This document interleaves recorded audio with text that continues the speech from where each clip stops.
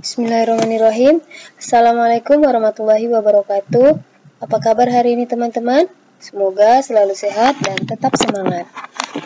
Baik teman-teman, hari ini Ustazah akan menjelaskan pelajaran pendidikan agama Islam kelas 6, yaitu pada pelajaran 5 tentang keteladanan Rasulullah SAW dan sahabatnya. Minggu lalu Ustazah sudah menjelaskan tentang keteladanan Rasulullah ya. Jadi insya Allah hari ini Ustazah akan menjelaskan tentang keteladanan sahabatnya.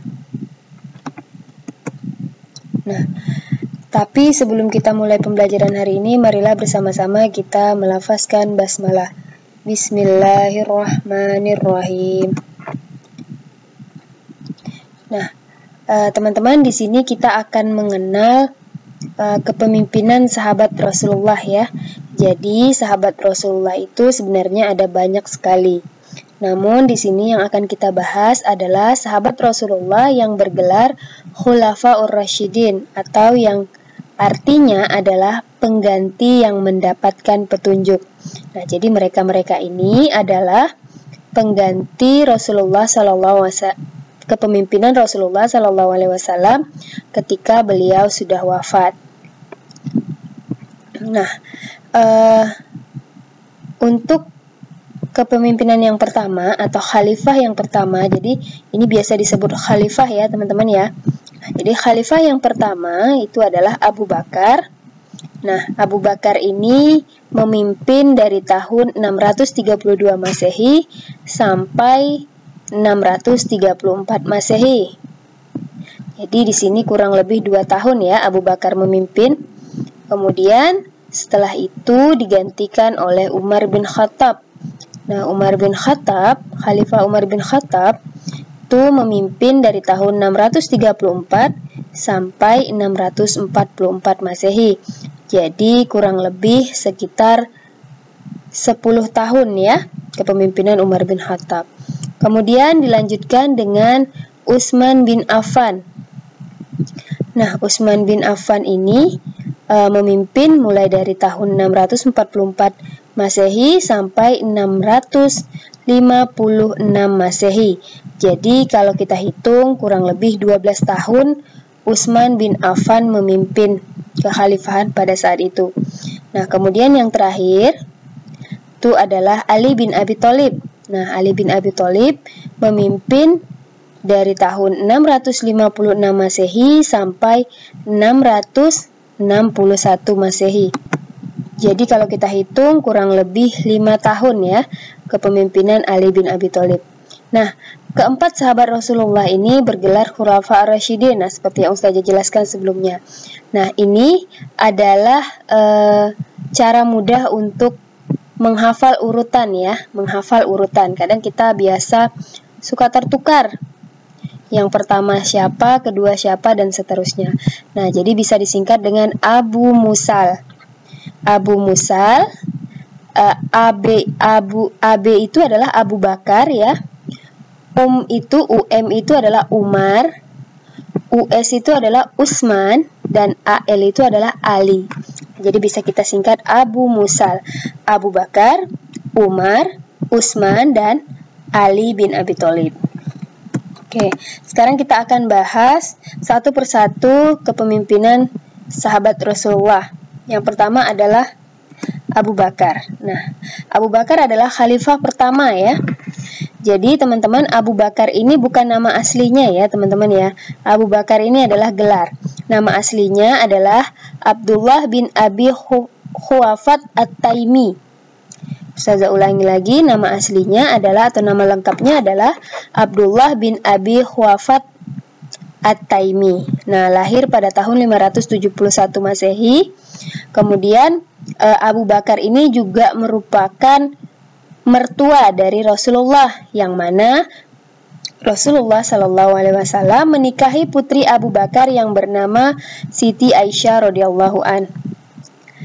Nah, jadi Rasulullah dan Abu Bakar ini memiliki hubungan menantu dan mertua ya. Rasulullah adalah menantu Abu Bakar dan Abu Bakar adalah mertua dari Rasulullah. Nah, gelar Abu Bakar sendiri diberikan oleh Nabi Muhammad SAW karena ia adalah paling cepat masuk Islam. Nah, jadi merupakan salah satu orang yang pertama masuk Islam atau yang dikenal dengan as-sabiqunal awwalun. Kemudian Abu Bakar As-Siddiq. Nah, gelar As-Siddiq itu diberikan karena ia selalu membenarkan Nabi Muhammad SAW. Salah satunya membenarkan peristiwa Isra Mi'raj, yang mana pada saat itu banyak orang-orang menganggap peristiwa Isra Mi'raj itu adalah peristiwa yang bohong atau peristiwa atau cerita, hanya cerita Nabi Muhammad saja. Nah, sedangkan Abu Bakar As-Siddiq tidak demikian. Abu Bakar As-Siddiq adalah orang yang pertama kali membenarkan Isra Mi'raj Nabi Muhammad SAW. Kemudian salah satu prestasinya adalah mendirikan Baitul Mal. Nah, Baitul Mal itu adalah suatu lembaga yang mengurusi kas dan keuangan negara. Ini perlu teman-teman ingat ya. Boleh di screenshot, kemudian nanti boleh dicatat. Nah, ini adalah keteladanannya teman-teman. Keteladanannya itu Abu Bakar As-Siddiq ini adalah salah satu pemimpin yang rendah hati. Suatu ketika datang seorang wanita yang bernama Unasair dan berkata, "Abu Bakar, apakah engkau masih dapat menolong kami memerah susu kambing seperti sebelum menjadi khalifah?" Nah, jadi saat itu Abu Bakar itu sudah menjadi khalifah. Jadi perempuan ini bertanya, "Apakah engkau masih dapat menolong kami memerah susu?" Jawaban Abu Bakar, "Insya Allah, aku akan tetap bersedia menolong kamu." Meskipun Abu Bakar sudah menjadi pemimpin negara, beliau tidak sombong dan masih mau memerah susu untuk rakyat di kampungnya. Memerah susu, memerah susu onta ya di sini. Jadi seperti itu ya teman-teman ya. Jadi merupakan pemimpin yang rendah hati, tidak sombong, walaupun sudah menjadi khalifah atau pemimpin. Nah, khalifah yang kedua adalah Umar bin Khattab. Nah, nama lengkapnya adalah Umar bin Khattab bin Abdul Uzza. Beliau seorang pemberani, jujur, adil, tegas, bijaksana, dan bertanggung jawab terhadap rakyatnya. Beliau juga seorang pemimpin yang hidup sederhana dan suka bermusyawarah. Nah, ini adalah jasa besar Khalifah Umar ya. Jasa besar Khalifah Umar itu yang bisa kita rasakan sampai sekarang adalah penetapan kalender Hijriyah, teman-teman. Jadi penetapan tanggal 1 Muharram sebagai tahun baru Hijriyah. Nah, itu adalah jasanya Khalifah Umar bin Khattab. Jadi kalender Hijriyah itu tanggal tahun 1 Hijriyah itu ditetapkan mulai dari pemerintahan Umar bin Khattab ya. Penetapan tanggal 1 Muharram sebagai tahun baru Hijriyah itu ditetapkan saat Umar bin Khattab memimpin kekhalifahan. Nah, keteladanannya salah satunya adalah pada masa pemerintahannya, Umar bin Khattab dikenal sebagai pribadi yang sederhana dan bertanggung jawab. Sebagai contoh, sikap tanggung jawab yang diperlihatkan Umar bin Khattab, yaitu pernah suatu saat beliau berkata ketika ia melihat kondisi jalan yang rusak, "Aku akan segera perbaiki jalan itu, sebab aku takut dimintai pertanggungjawaban di hadapan Allah Subhanahu wa Ta'ala." Hanya karena ada seekor unta yang terjungkal. Kemudian masih banyak lagi perilaku teladan yang patut kita contoh dari pribadi Khalifah Umar bin Khattab. Nah, ini ada salah satu contoh perilaku yang perlu diteladani ya dari Umar bin Khattab. Nah, kemudian kekhalifahan berikutnya adalah Utsman bin Affan. Nah, jadi Khalifah Utsman bin Affan ini memerintah selama 12 tahun ya teman-teman ya.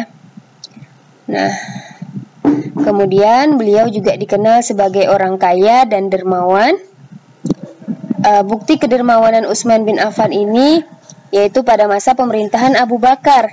Beliau pernah memberikan gandum yang diangkut dengan 1000 unta untuk membantu kaum miskin yang menderita di musim kering. Kemudian di masa pemerintahannya Utsman bin Affan juga melakukan kodifikasi. Nah, ini yang penting ya teman-teman. Perlu diingat bahwa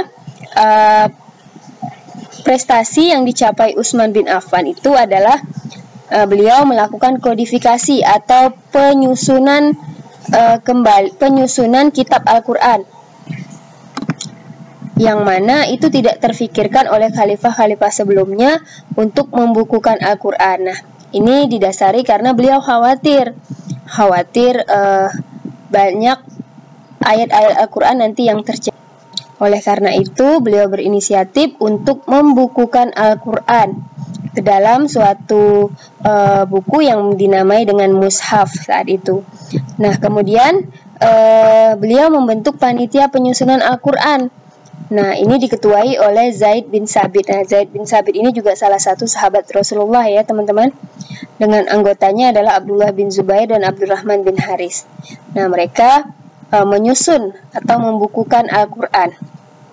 Yang mana Al-Quran itu pada saat itu masih ditulis di pelepah-pelepah kayu, kulit-kulit onta ya, kulit-kulit onta yang sudah dikeringkan. Nah, kemudian dibukukan, ditulis ke dalam sebuah mushaf. Beliau juga merenovasi Masjid Nabawi di kota Madinah dengan cara memperluas dan memperindah bentuknya. Oke, itu Khalifah Utsman bin Affan ya. Jadi yang perlu diingat di sini adalah peristiwa pentingnya. Kalau Umar tadi penetapan tanggal 1 Muharram sebagai ya, penetapan tanggal 1 Muharram sebagai tahun baru Hijriah. Nah, kalau Utsman adalah pembukuan Al-Quran. Nah, yang terakhir adalah Khalifah Ali bin Abi Thalib. Nah, Ali bin Abi Thalib ini memimpin kurang lebih 5 tahun. Dia adalah seorang khulafa ar-rasyidin yang terakhir dan merupakan sepupu Rasulullah. Nah, jadi Ali bin Abi Thalib ini adalah anak dari paman Rasulullah yang bernama Abu Thalib. Makanya namanya Ali bin Abi Thalib. Nama ayahnya Abi Thalib atau Abu Thalib. Nah, jadi ada hubungan keluarga ya, sepupu dengan Rasulullah.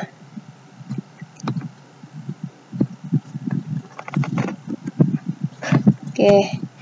Ali juga merupakan menantu Rasulullah karena menikahi putri Rasulullah yang bernama Fatimatul Az-Zahra. Nah, kemudian Ali bin Abi Thalib adalah seorang yang pemberani. Nah, ini dibuktikan dari sebuah peristiwa, yaitu peristiwa ketika rumah Rasulullah pada saat itu Rasulullah akan hijrah, kemudian rumah Rasulullah diserang oleh pemuda Quraisy yang tidak senang dengan Rasulullah. Nah, di situ Ali bin Abi Thalib dengan berani menggantikan Rasulullah tidur di tempat tidur Rasulullah. Nah, itu salah satu keteladanan yang bisa kita contoh dari Ali bin Abi Thalib. Nah, jadi itu ya teman-teman untuk keteladanan sahabat Rasulullah. Ada 4 tadi. Yang pertama Abu Bakar, Umar bin Khattab, Utsman bin Affan, dan Ali bin Abi Thalib. Abu Bakar tadi adalah adalah mertuanya ya, salah satu mertua Rasulullah. Kemudian Umar bin Khattab, pada zaman Umar bin Khattab penetapan tanggal 1 Muharram sebagai awal tahun baru Hijriah. Kemudian pada zaman Utsman bin Affan itu pembukuan Al-Quran. Kemudian pada zaman Ali bin Abi Thalib ini adalah menantu Rasulullah, sekaligus pemuda yang berani yang menggantikan Rasulullah ketika Rasulullah diserang oleh pemuda-pemuda Quraisy. Baik teman-teman, itu yang bisa Ustazah sampaikan untuk materi hari ini. Semoga apa yang Ustazah sampaikan bermanfaat dan semoga teman-teman bisa memahami materi kita hari ini. Terima kasih. Kita akhiri dengan membaca hamdalah. Alhamdulillahirabbil alamin. Wabillahi taufiq wal hidayah. Assalamualaikum warahmatullahi wabarakatuh.